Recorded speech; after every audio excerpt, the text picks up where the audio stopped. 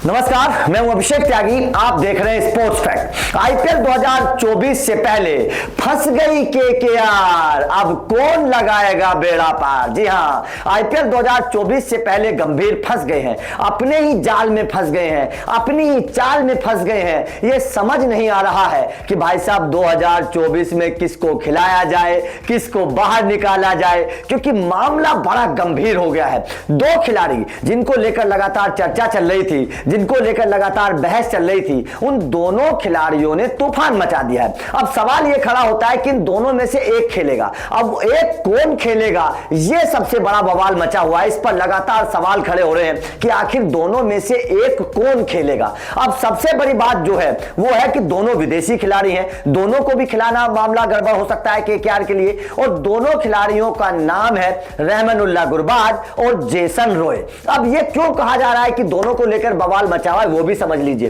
दरअसल रहमानुल्लाह गुरबाज ने इस वक्त कमाल की फॉर्म की हुई है, शानदार बल्लेबाजी कर रहे हैं। भारत के खिलाफ तूफानी अंदाज में बल्लेबाजी की है रहमानुल्लाह गुरबाज ने। इस वक्त कमाल के टच में भी है, शानदार तरीके से रहमानुल्लाह गुरबाज अपनी फॉर्म को दिखाते नजर आ रहे हैं। विकेट कीपर बल्लेबाज है, विकेट कीपिंग भी अच्छे कर रहे हैं। तो रहमानुल्लाह गुरबाज को लेकर तो चर्चा ही है। तो वहीं जेसन रॉय ने भी साउथ अफ्रीका टी20 लीग में तूफानी अंदाज में रबाड़ा की कुटाई कर दी। जेसन रॉय ने 38 रन बनाए, सोचेगा केवल 38 रन बनाए, और उन 38 रन में से 34 रन चौके छक्के से थे। जेसन रॉय ने इन चौके छक्कों में 5 छक्के लगाए, एक चौका लगाया। अब आप इन बात का अंदाजा लगाइए कि 38 रन अगर कोई बल्लेबाज बनाता है, उसमें से 5 छक्के और एक चौका लगाता है, तो उसने किस अंदाज में बल्लेबाजी की होगी, किस तरीके से वो बल्लेबाज खेला होगा। तो जेसन रॉय नो डाउट हर कोई जानता है कि आक्रामक बल्लेबाज है, आक्रामक अंदाज में खेलते हैं। और जेसन रॉय ने कुटाई भी रबाड़ा जैसे गेंदबाज की है। तो रबाड़ा अपने आप में बड़े गेंदबाज हैं, ये हर कोई जानता है।